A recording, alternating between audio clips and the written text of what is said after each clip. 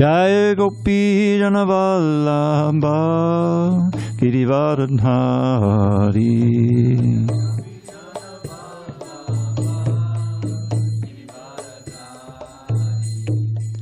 Yashodanandana Bhajana Ranjana.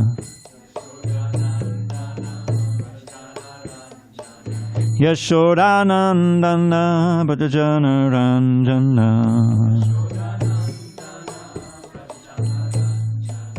Yamuna Tiravanachari. Yamuna Tiravanachari. Jaya Radha Madhava Kunjabihari.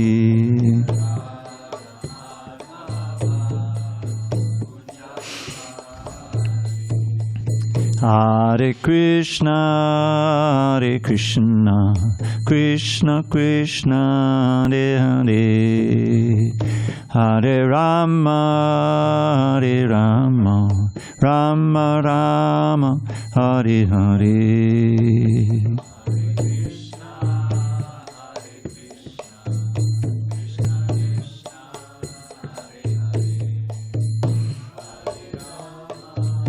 Hare Rama, Rama Rama, Hare Hare. Hare Krishna, Hare Krishna,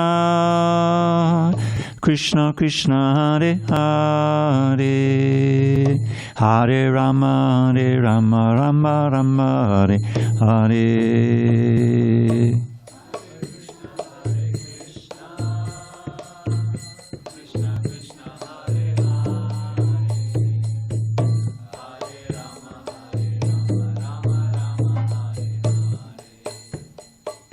Jaya Radha Madhava Kunjabihari.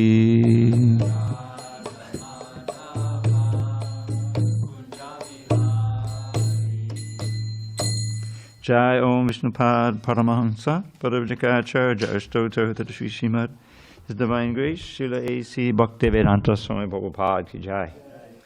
ISKCON BBT Founder Acharya Srila Prabhupada ki Jai. Jai Om Vishnupad Paramahansa Paravijikacharya Ashtotar to the Sri Srimad, His Divine Grace Srila Bhakti Siddhanta Saraswati Thakur ki Jai. Ananta Koti Vaishnavinda ki Jai. Namacharya Srila Haridas Thakur ki Jai. Srimad Bhagavad Gita ki Jai. Samaveta Bhaktivinoda ki Jai. All glories to the assembled devotees. All glories to the assembled devotees. All glories to the assembled devotees. All glory to Shri Guru and Gauranga.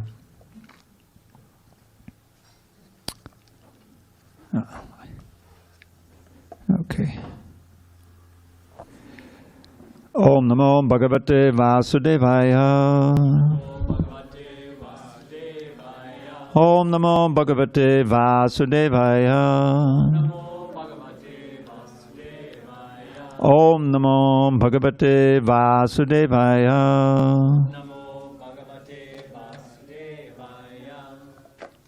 Okay.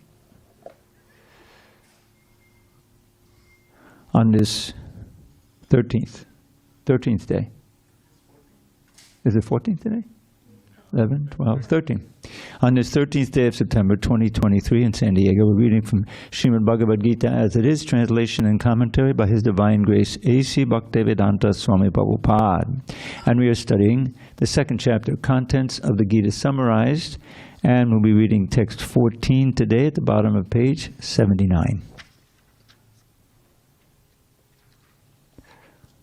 Matra Sparshas Tu Kaunteya Shitoshna Sukadukka Daha Agama Pahino Nityas Tangs Titikshasva Bharata Matra Sparshas Tu Kaunteya Shitoshna Sukadukka Daha Agama pahino nityas. Tang tatikshasva bharata. Matra sparshasta kaunteya. Shitoshna sukadukadaha. Agama pahino nityas. Tang tatikshasva bharata. Matra sparshasta kaunteya. Shitoshna sukadukadaha. Agama pahino nityas. Tang tatikshasva bharata.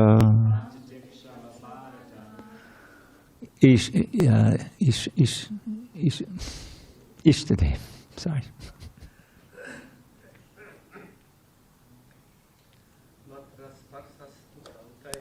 Matra sparshasta kaunteya.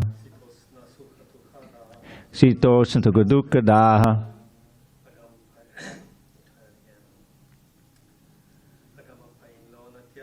Agama pahino nityas. Tang tatikshasva bharata. Jugal Kishore.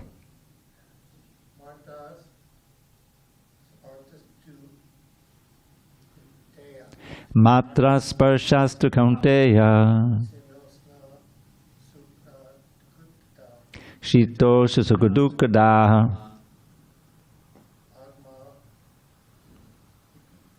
Pahino nityas. Agama pahino nityas.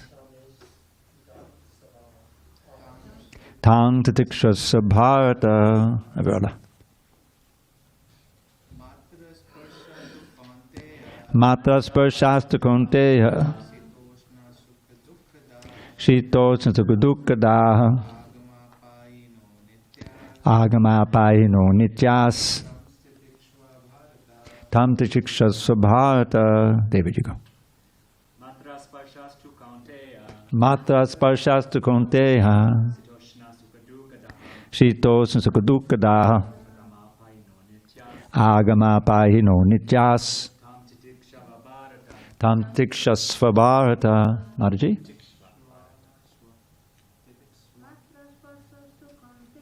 Matra sparshasta kaunteya. Shitoshna sukadukadaha. Agama pahino nityas. Tang tatikshasva bharata. Go ahead, brother. Matra sparshasta kaunteya. Shitoshna sukadukadaha. Agama pahino nityas. Tang tatikshasva bharata. Word by words. Oh, anyone online? No. Matra sparshaha. I'll just read them through. Sensory perception. 2. Only Kaunteya, O son of Kunti. Shita, winter. Ushna, summer. Sukha, happiness. Dukkha, and pain. Daha, giving. Agama, appearing. Apahinaha, disappearing. Anityaha, non-permanent. Tan, all of them. Titikshasva, just try to tolerate. Bharata, O descendant of the Bharat dynasty. Translation. O son of Kunti, the non-permanent appearance of happiness and distress, and their disappearance in due course, are like the appearance and disappearance of winter and summer seasons. They arise from sense perception, O scion of Bharat, and one must learn to tolerate them without being disturbed. Purport. In the proper discharge of duty, one has to learn to tolerate non-permanent appearances and disappearances of happiness and distress. According to Vedic injunction, one has to take his bath early in the morning, even during the month of Magh, January and February. It is very cold at that time, but in spite of that, a man who abides by the religious principles does not hesitate to take his bath. Similarly, a woman does not hesitate to cook in the kitchen in the months of May and June, the hottest part of the summer season. One has to execute his duty in spite of climatic inconveniences. Similarly, to fight is the religious principle of the Kshatriyas, and although one has to fight with some friend or relative, one should not deviate from his prescribed duty. One has to follow the prescribed rules and regulations of religious principles in order to rise up to the platform of knowledge, because by knowledge and devotion only can one liberate himself from the clutches of Maya, illusion. The two different names of address given to Arjuna are also significant. To address him as Kaunteya signifies his great blood relations from his mother's side, and to address him as Bharata signifies his greatness from his father's side. From both sides, he is supposed to have a great heritage. A great heritage brings responsibility in the matter of proper discharge of duties. Therefore, he cannot avoid fighting. Om Jnana Timirandasya Jnanandana Shalakaya Chakshu Unmidatam Mena Tasmai Shri Gurave Namaha. I was born in the darkest of ignorance. My spiritual master, Srila Prabhupada, opened my eyes with the torchlight of knowledge. I offer my humble obeisance to him and to all members of Shri Parampara. So there's an argument here that's developing. Arjuna's dilemma, Arjuna's paralysis, if you will, is because he's torn between what he knows is his duty to fight, but what his heart, his soul, his gut reaction is that he just can't stand thinking about killing his beloved grandfather figure Bhishma Dev, his beloved teacher Dronacharya, and so many others on the other side who are friends and relatives, and he loves them. And he's, after all, a Vaishnava, so his compassionate heart is part of the equation. So, but he's caught because he knows that Krishna, who's taken the humble role of his chariot driver, has arranged this whole fight, and he understands that the long history that led up to it is an effort on Krishna's part to reestablish Dharma on the earth in the person of Yudhishthira, Arjuna's elder brother, and to sweep the world of too many miscreants and demons and try to hold off the advent of Kali Yuga, which is coming, so to speak. So this is Arjuna's dilemma, and he's kind of paralyzed, but he surrenders to Krishna as his guru. He's not speaking friend to friend anymore, because that's their rasa, you know. And so he asks, please tell me what is best for me. Yakshe yaksyan nishtitam bruhitan me. Tell me for certain what is best and how I can be on the side of Dharma. Because that's a primary concern in Vedic culture, in the Aryan civilization, to be doing the dharmic thing, the right thing that's to be done. And Arjuna says, Karpanya dosha bahata svabhava prichami tvam dharma samuda cheta. My mind is bewildered at what is the actual right thing to do. Because he gave a whole argument in the first chapter, remember, based on the Vedas. If I kill these men, the women will be unprotected, it'll be Varnashankara, I'll be responsible for the degradation of the family. I don't know if you recall all that. And then the Pitris won't get their Shraddha ceremony, and it's all on me, and you know. So that's all an argument based on the Vedas that is supporting his idea of not fighting, you know. But he knows that it's fallacious, because the higher duty, as given by Krishna, is that you should fight in this battle, even though it's very painful. So here we're hearing about the necessity of titiksha. Titiksha is tolerance. What is Krishna said so far? He really started his instruction in text 11. And in text 11, he's chastised Arjuna. He said, Achochan abhashotastram pragyavarang chabhasate gatasun negatasun chananoshonchanti pandata. He says, you're lamenting for what is not worthy of grief, the physical body of the human being, you know, because nobody dies, nobody's going to die. That's the theme here in this lesson on the soul. You're speaking very learned words, quoting the Vedas, but you don't know what you're talking about. You're not really a pundit, you see. So that's the first thing. And then he makes the point, there was never a point where I didn't exist, or you, or all of these soldiers, and there'll never be a point when we don't exist. That means we're all eternal. So what's this lamenting in the body? And later on he'll say it's like taking off an old dress and putting on another one. You know. So that's his point. And then he has this classic verse, Dehinosmin yadatehe, that even in this one body we're transmigrating. We're changing our body at every moment. And after some years you say, oh, there's a big change. Like we can see this little girl, Garangi, growing up, you know. They really go fast sometimes, you know. So she's changing, you know, she's learning to play the cartels and, you know, the whole thing. So, and we see that, you know, she'll grow into a nice girl and, you know, a woman. And so we've been through it. We know, you're a little baby, you know, we can remember when we were children. So what does that mean? It means that the body is constantly changing, but we're the same person. We have the same name and we can remember all these things. So we're the same person, the body is changing, therefore we're not the body. That's the idea, right? We're the spirit within the body. And Krishna will reveal here in a few verses, in the Jayate Mriyate Vakadachan, that there's no birth, there's no death for the soul, unborn, eternal, ever existing and primeval. He's not slain when the body is slain. That's the kind of a key verse in these 20 verses on the soul. But, so now, after giving all of this in 11, 12, and 13, now he says, despite all that, I know, and you know that when, and this is the reason for your lamentation, when someone who we love dies, then there's all of this pain. You see? So the only solution for that, for the transcendental, is to tolerate, to become tolerant of emotional disturbances, physical disturbances, whatever is coming because we're in the material world. One has to be tolerant. And in the next verse, he'll say, if those who can tolerate this, only those are eligible for liberation. Because you have to come to the point of being equipoised in happiness and distress in this world in order to keep your spiritual equilibrium and keep remembering Krishna.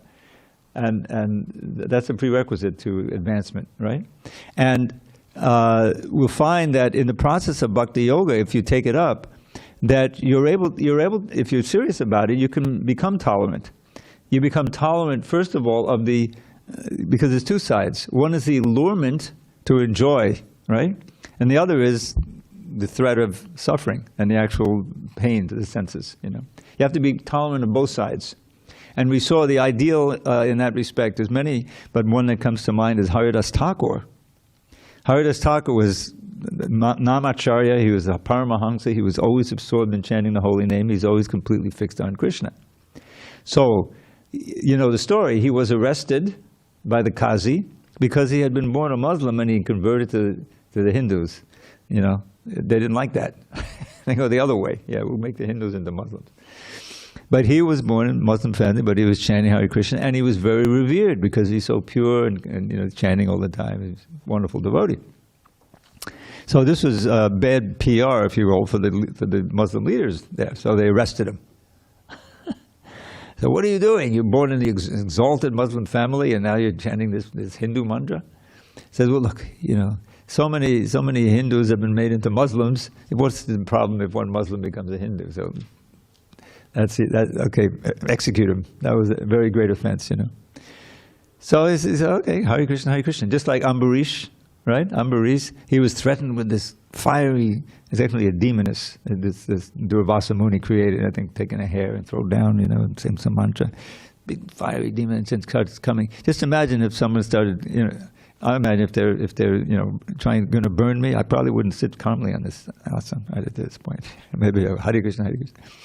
But Ambarish just didn't move. He didn't budge. You know, he kept chanting his mantra, thinking of Krishna, and the chakra, which actually had been given to him, he had access to the Krishna's chakra. That was part of the blessing he got. He didn't say anything, but the chakra took its initiative and destroyed that demoness, and then went after Durvasa Muni. Great yogi. He had the powers, you know, but he was terrified.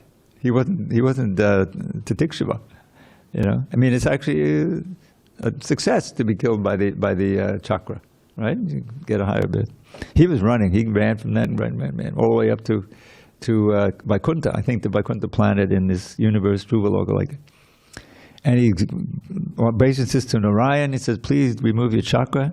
And he says, "Aham bhakta paradino." He says, "I'm not independent. I'm under the control of my bhaktas. I can't help you." This is Narayan saying that. Sadhavo vidiyam mayam sadhanam vidiyam tatam. I don't know anything but the sadhus, and they don't know anything but me. I forget the Sanskrit. Yeah. So you have to go back down to Ambarish and get his blessing, and he'll, then the chakra will, so he ran back down. He was saved. So the theme is tolerance. Haridas Thakur was completely tolerant of the beating. They kept beating and beating him. He was just chanting Hare Krishna. He didn't feel anything. Lord Chaitanya was on his back in a subtle form.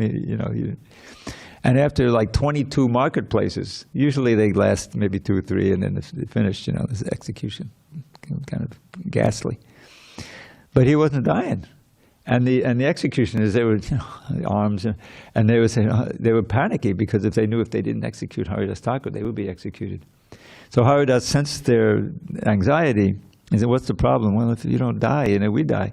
He said, "Oh, I'll die then." So he went into samadhi. It looked like he was dead. They didn't know the difference. So, okay. So they carried the so-called dead body back, and to the Qazi, the sheriff. And he said, "Well, here he is. What should we do? Should we bury him?" No. Don't bury him here on the bank of the river, because it'll become a place of pilgrimage. They'll throw him in the river. So they threw the body in the river, and he came back he swam across and kept chanting and said, "You can do whatever you want." They had made a deal. If you get through this, you can do whatever you want. Now, on the other side, because there's 2 sides to tolerance. One is tolerating pain, and the other is tolerating the allurements of Maya. So Haridas succeeded in both. The other story.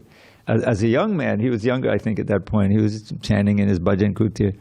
And another envious Muslim, Ramchandra Khan, he was envious because Haridas was so famous and he was getting so much honor, So he conspired with some prostitutes to make him fall down. So there's one very beautiful prostitute said, "Oh, no problem. I'll go in the middle of the night, So he's chanting. And here comes the prostitute, and she works her wiles, And Haridas says, "Just be cool, I have to finish some rounds. You just sit there. I'll be with you in a minute, Hare Krishna, 1 in the morning, 2, 3 in the morning, 5 comes, 6. Still not done with his round. The sun rises and she's, disgusted. But she goes, all right. So she goes back to Ramchandra and says, "What happened? And he says, "Just be patient, He promised that we'll be together, and then you can come and arrest him." So she goes back and says, "Oh, Haridas says, I haven't finished my rounds, so just sit there, I'm sure to finish." So you chant, but she gets bored. She says, "I might as well chant too, Hare Krishna, Hare Krishna." So she starts chanting. Now she's chanting. Third night, same thing happens, and finally she wises up. She offers her obeisance and says, "Oh, I'm so sorry, I know the whole story, that's foolish, Ramchandra Khan.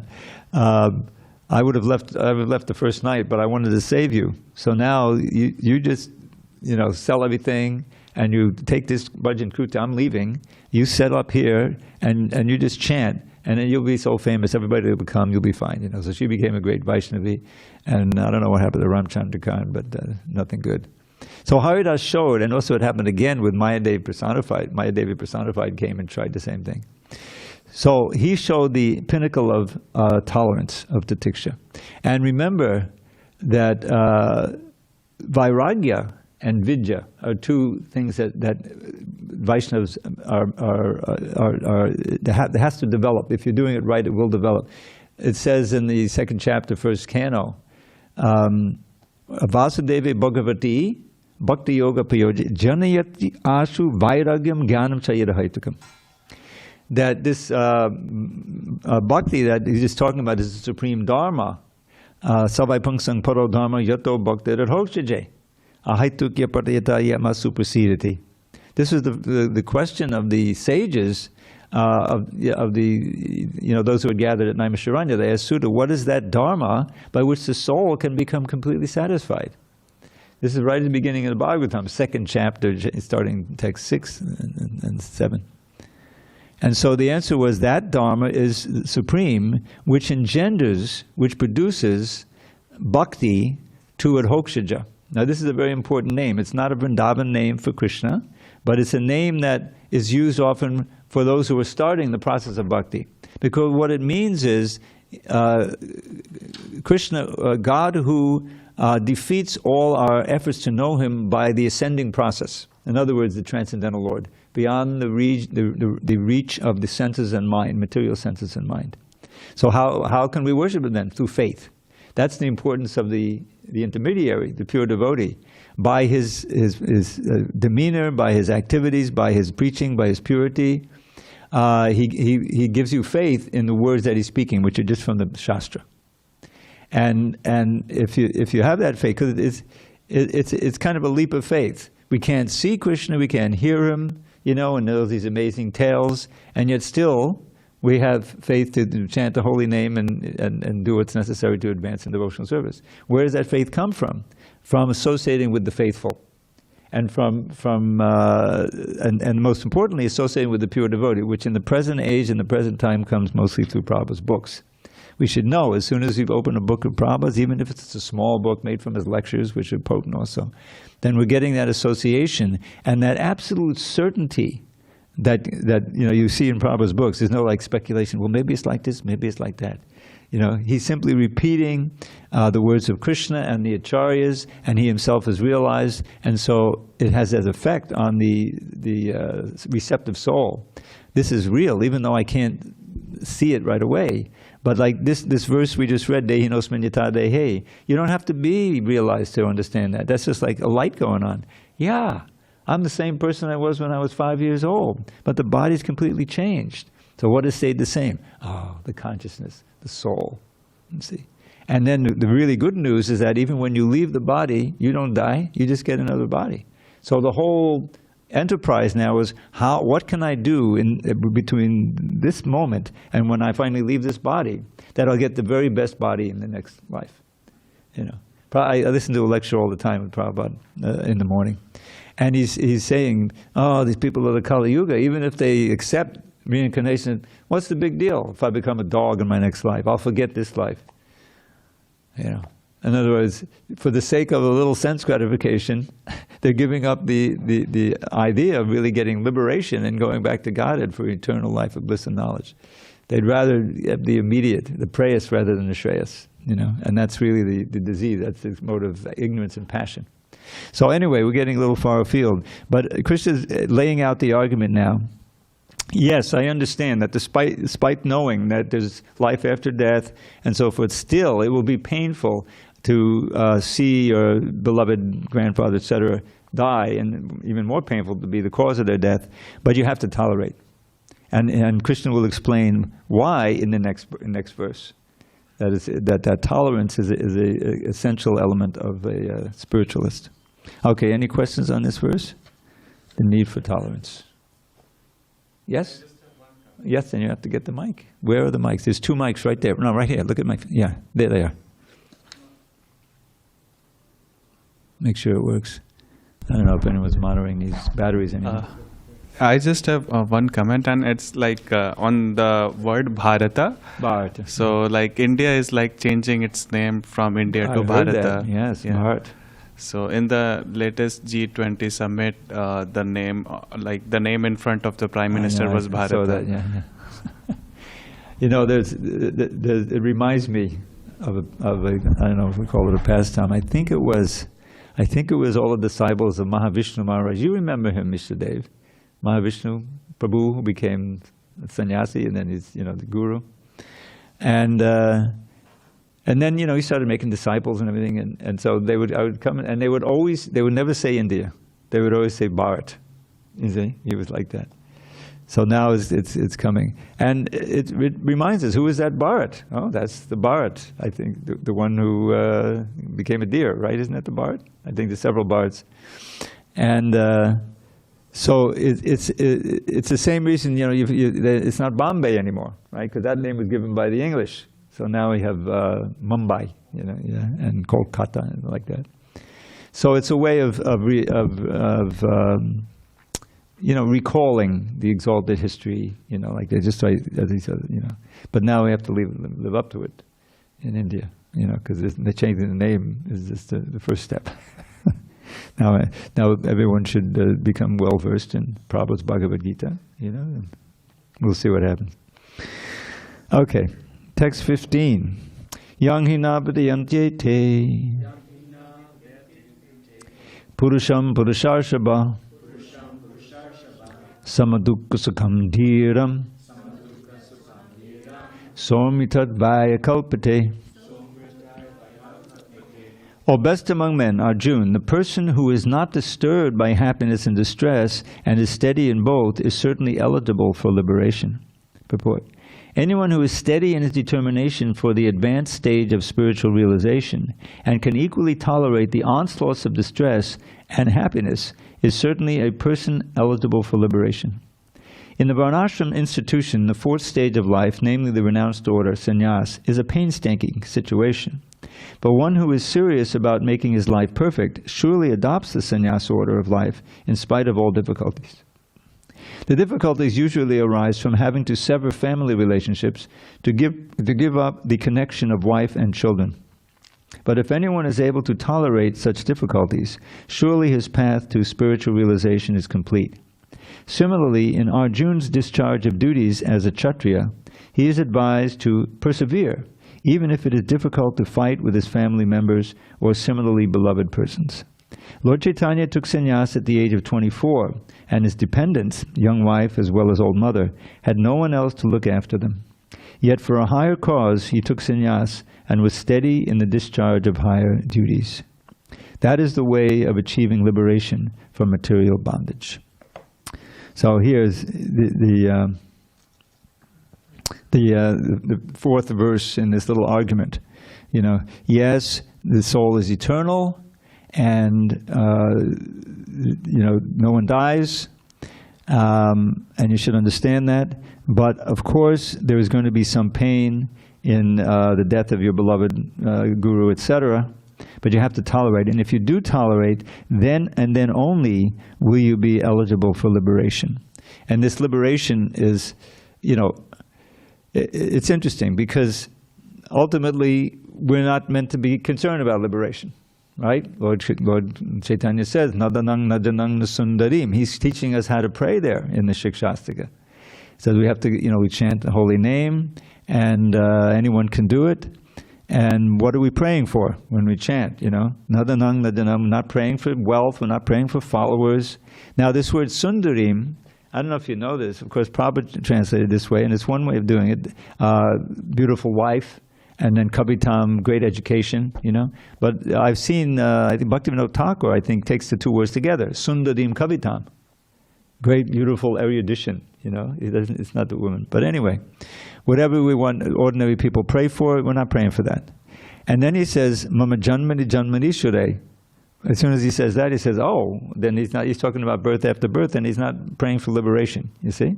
Which is, all right, I don't want this, but I do want liberation, freedom from birth, old age. He says, no, I'm not even praying for that. Then what are you praying for? Bhavatar Bhakta Hoitaki Tuhi. Birth after birth. Let me have unmotivated, means non-materially motivated service unto you. That's what I'm praying for, you know, when I'm chanting. That's the idea.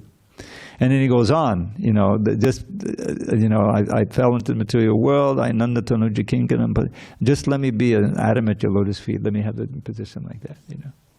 So, and yet, in the Bhagavad Gita, we're enjoined to always remember the evils of birth, old age, disease, and death. And right here in the verse we're just reading, if you want amritattva, if you want eternal life, in other words, liberation, then you can't be disturbed. So he's saying you should want liberation, you see? So in the beginning stage, this is a very important motivation.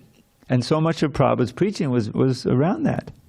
Is that, don't you realize that, you know, how rare the human form of life is? Only in the human form only can you understand who you really are and practice devotional service and get free from birth, old age, disease, and death and go back to Godhead. So he's saying you should want liberation. You should want to go back to Godhead, right? But ultimately, the great devotees, they don't care if they go back to God, as long as they're serving Krishna anywhere. You know, whether here, there, I've been serving in hell, I don't care, as long as I can be your servant. And they really, really mean it. So there's the very important concept of the evolution of desire. The whole point is a purification of desire. First, we have to purify it of the attachment to the senses and sense gratification. That's the first thing. Otherwise, you just stay bound up, and you know, if you have no spiritual assets, you're bound in this age, especially, get into the mode of ignorance. You lose the human form of life altogether, which is the greatest danger. The greatest danger. There's a verse in this chapter later on. I think it's text 40. maybe not 58. You know, nehabhikramanashosti pratyavayo navidyate. What number is it? It is 40, yeah. So, in this endeavor, Krishna consciousness, there's no loss or diminution, and a little advancement on this path can protect one from the most dangerous type of fear. Well, I'm campaigning to have that change to the most fearful type of danger. Isn't that what you really... Prabhupada says it's a danger. Look, bayat, danger. Baya can mean fear or that which causes fear, which is danger. It's like gati. Gati means the goal or the means to the goal, isn't it? You see that? So the means to fear is danger. And so the word bayat, which means fear, can also mean danger. So, and he says right here, from very great danger. What is that great danger? Losing the human form of life. That is the greatest danger. If you practice a little Krishna consciousness, you're assured of a human form of life. Even as much as we've all done, you know, even if this is your first day chanting, you're going to become a human being. Because, you know, nothing is lost. That's the whole thing. Swalpam apyasa dharmasya, even a little bit, there's no loss or diminution. So where do you find that on the material side? There's nothing but loss and diminution. Mrityu sabharaschaham. You lose everything. I don't care if you're a multi-billionaire or some poor guy on the street. But in this endeavor, you know, you don't lose. It's Prabhupada said, once you began, you know, you're going to go back to Gītā. So that's the great value of this, and therefore the promise of liberation is a very important motive to get us going on the path and be serious about it. But then as we go on the path and serious about it, it becomes less important. Because the great souls are drinking so much nectar, they know here or there, it doesn't matter, as long as I can chant your holy name and serve you, and then I'll be satisfied. And then you have these great devotees like Vasudev Dutt, you know, who is feeling so much the empathy, paradukha dukhi. You know that phrase, very important phrase. Paradukha dukhi means they feel the pain of the suffering souls, like Prahlad Maharaj. Prahlad Maharaj said, I don't have any problems. I'm already liberated. Now it's interesting how he says that liberation is taking place. Because, O Lord, he's speaking directly to Lord Nrsingadev, wherever I am, I can chant your glories and dive into an ocean of nectar. So what do I have to worry about liberation? I'm not worried about liberation. But I'm lamenting. Why are you sad? Because of all these fools and rascals who have turned away from you. There's no shelter for them but to you, and I'm the one who has to give them to you, so I have to work for their liberation. So that's the mood. Simultaneously, he's blissful and also unhappy at the other's unhappiness. This is the Paramahamsa Vaishnava. And Prabhupada was the same way. He's sitting there, you know, in Radha Damodar temple, a short stroll away from the Sevakunja, you know, where they had the rasa dance, and then there's the Yamuna River. He's perfectly situated. But he had the order of a spiritual master, he had the prediction of Lord Chaitanya, he had the order of Rupa Goswami who appeared to him. You write the books, and you go to the West, and everything will be fine, you know. And he heroically got on a boat and came in his old age, and was empowered to achieve wonderful things. So he had simultaneous, but you can imagine, you know, what he was feeling when he's chanting Hare Krishna. Sometimes the tears would come, you know, he wouldn't be able to restrain the ecstasy of service to Krishna. So that's the perfection. He wasn't worrying about liberation. He wasn't worrying about, oh, well, you know, I should go back to Vrindavan and just sit there. No. He was traveling till he couldn't travel anymore, getting up in the middle of the night, writing the books, you know, all out of his compassion for us. And it's wonderful to be associated with such a personality, because you can feel the strength, the power that's protecting us, you know, if we actually follow. And that's why the movement is still growing. All right, I hope I'm not getting too far afield. Matra Sparsha 15 we did. Any comments, questions on that verse? Of course, it brings to mind the verses in the third canto about who was the sadhu. Who was the sadhu? The first quality is titiksha. That's what he's talking about here. Tatikshava karunika suridak sarvadehinam ajata shatta vakshanta sadhavak sadhabhushana. What are the ornaments of a sadhu? It's sadhu bhushana. First one is tolerance, and the next one is the next one is mercy. And they go together. In order to be merciful, you have to really be tolerant, because you have to deal with all these people who, the last thing they want to do is become devotees. Sometimes they attack you, insult you, whatever, So tatikshava, and therefore you're the friend of everyone. Suridak sarva dehinam, the dehinam dehinosmin. Ajata shattava means you don't have any enmity for anyone. You don't have an enemy. They may see you as an enemy, but you don't see anyone as an enemy. That's what that means. And therefore peaceful. You're totally peaceful. You don't want anything from this world. You're simply trying to help people and stay close in Krishna's lotus feet. Sadhavak sadhabhushana. And how do you get that way? Mayananyena bhavenek bhaktim kurvanta yedvidham. Kapila Deva, who's Krishna himself, says ananya bhakti. In other words, unalloyed devotion to me. Bhakti, and what proves it? Matkate chakta karmana. So for my sake, they'll give up any activity that they're normally doing, or even they'll give up their relatives, and if they're impediments to your devotion. And then what is their main activity? Marashriya katamrishta shinvanti katayandicha. To hear and chant beautiful vibrations about me, always glorifying me. This is the main way to stay Krishna conscious. Marashriya katamrishta shinvanti katayandicha. And because they're always absorbed, they don't feel the miseries of this world. That's where the tiksha comes in. You can be so tolerant if you're immersed in thoughts of Krishna, and practically you don't even feel the pain. You're transcending the bodily concept of life. So he's describing like that.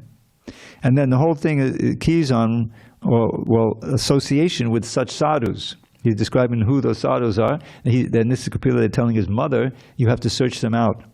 And when you search them out, what do? You listen. Satam prasangan mama virya samvido bhavanti ritkan rasayana katha. Tadjoshanara suapavarga vartmani shraddha rati bhakta anukramishiti. That association with such sadhus, you're going to hear glorification of me. Pure glorification. That's what he said. Satam prasam mama virya samvido. Samvido is conversation, vibrating. Which is ritkana rasayana. It was like a life-giving elixir for the heart and the ears. Ritkana rasayana katha. And following this process, which is easy, the easiest type of yoga, Tadjoshanat ashu, quickly, which is Abhavarga Vartmani, the path of liberation. What do you develop? Step by step, Shraddha, Rati, and Bhakti. Faith, and then attraction to Krishna, and then love for Krishna, the prema bhakti. Anukramishati. Next verse, I don't go through the last two verses. This is, you develop not only tolerance, but vairagya. Vairagya and knowledge develop in the bhakti, and then you come to me. There's 8 verses. It's called the Sadhu Sangashtaka, right in the middle of the 3rd canto. Text 3, 20 through 27. You can check it out later on Vedabase.io if you don't happen to have the Bhagavatams at home. All right, I'm sorry, I'm getting a little far afield. After no comments, we'll read one more. Something. Okay, go ahead. Is tolerance absolute? What is it? Tolerance, is it absolute, or is there... There are grades of tolerance. Yeah. No, tolerance is... It's like building a muscle, just like actually, build your compassion muscles too, by going and preaching and undergoing difficulties to distribute books or preach, and all the while you're doing it for the conditioned souls. And Krishna is, you're getting the great mercy of Lord Chaitanya by taking that effort. So the tolerance builds up. In other words, you usually start off, to tolerate the difficulties of getting up early in the morning, taking a shower and studying, and becoming regular in devotional service. That itself is an austerity. But it can be, increased by taking on more difficult services for Krishna. That's the idea. And in a sense, you kind of prove your sincerity by doing that, by becoming regular. That itself is an austerity. You know, coming to the programs on time, which is a real austerity. I can see a lot of devotees haven't quite perfected that one. Neither do I. But the point is that it's like building up a muscle. You know, you take on a certain amount. You know, just chanting rounds. That can be an austerity. You know, every day and all these things. But then you take on a service, and it's not a pleasant service like honoring prasadam, but it's like washing the pots every day. I remember we had in Brooklyn when I joined. Everyone had their turn. You know, all right, it's my turn. It's a big pile of pots. I got to surrender to it. You know. So it increases, and you find that by taking that on, and Krishna shows you so much mercy, and he gives you so much more taste for everything in relation to Krishna. The name is sweeter, the deities are more beautiful, the service to the devotees, everything becomes sweeter because you're purifying your senses, you're purifying your mind, and that's really Krishna's reciprocation. Is that you're attracted more to everything related to Krishna, you know, and you're less attracted to everything that's Maya. So that's Krishna's blessing for that. But no, it's a progression for sure. All right, we have time for one more at least. All right, famous verse, and this one I think has okay. Nasato vidyate bhavo. Na bhavo vidyate sataha. Ubayor abhidrishtontas. Tvanayos tattvadarshibhihi. All right, what is real and what is unreal? Those who are seers of the truth have concluded that of the non-existent, the material body, there is no endurance. And this one I think is going to be adjusted, so it's going to read like this. Of the non-existent, the material body, there is no endurance. And of the existent, the eternal soul, there is no change. This they have concluded by studying the nature of the both. This sat and asata. Asat is what's being discussed, and it'll come in the first paragraph of the purport. There is no endurance of the changing body. That the body is changing every moment by the actions and reactions of the different cells is admitted by modern medical science, and thus growth and old age are taking place in the body. But the spirit soul exists permanently, remaining the same despite all changes of the body and the mind. That is the difference between matter and spirit. By nature, the body is ever-changing, and the soul is eternal. This conclusion is established by all classes of seers of the truth, both impersonalist and personalist. In the Vishnu Puran 2.12.38, it is stated that Vishnu and his abodes all have self-illuminated spiritual existence. Jyotingsi Vishnu Bhuvanani Vishnu. The words existent and non-existent refer only to spirit and matter. That is the version of all seers of truth. This is the beginning of the instruction by the Lord to the living entities who are bewildered by the influence of ignorance. Removal of ignorance involves the re-establishment of the eternal relationship between the worshipper and the worshipable, and the consequent understanding of the difference between the part and parcel living entities and the Supreme Personality of Godhead. One can understand the nature of the Supreme by thorough study of oneself, the difference between oneself and the Supreme being understood as the relationship between the part and the whole. In the Vedanta Sutras, as well as in the Srimad Bhagavatam, the Supreme has been accepted as the origin of all emanations. Such emanations are experienced by superior and inferior natural sequences. The living entities belong to the superior nature, as it will be revealed in the 7th chapter. Although there is no difference between the energy and the energetic is accepted as the supreme, and the energy, or nature, is accepted as the subordinate. The living entities, therefore, are always subordinate to the Supreme Lord, as in the case of the master and the servant, or the teacher and the taught. Such clear knowledge is impossible to understand under the spell of ignorance. And to drive away such ignorance, the Lord teaches the Bhagavad Gita for the enlightenment of all living entities for all time. So this is a little bit mysterious, because the Sat and Asat are, the Sat is the eternal, Sat is the pure spirit. Of the non-existent, the material body, there's no endurance, and of the eternal, the soul, there is no change. So of the existent, the eternal soul, there is no change. This they've concluded. So, but we're taught that it's not that this material world doesn't exist, but that it's just temporary, right? Is that it's constantly changing. Whereas the Sat, the eternal reality, the spiritual world, the spiritual soul, doesn't change. It always exists. Although in our minute condition, our circumstances and our awareness of our environment is always changing until we get back to the spiritual world. But this Sat and Asat is a basic contrast and concept in the Vedic culture, is that basically Asat means always changing. That's why it's called the Bhava Sagara, the ocean of Bhava, which means change. And the main changes are birth, old age, disease, and death. So it's come to mean that also, you know. So in one sense, you know, it's as unreal as a dream. Prabhupada would talk about how our night dream, you know, we'll have a different reality, we may have a, you know, different body, and we're in a different environment, and so many things that happen. It seems very real at the time. We can have a nightmare and wake up, you know, in a cold sweat, and be so relieved. Oh, thank God, it's just a dream. You know, but this life, what we call ordinary life, is also a dream, because it's constantly changing. Everything is very ephemeral, you know. And then we hear about the annihilation. Practically, you just look at the daily news these days. You got the fire and the flood, isn't it?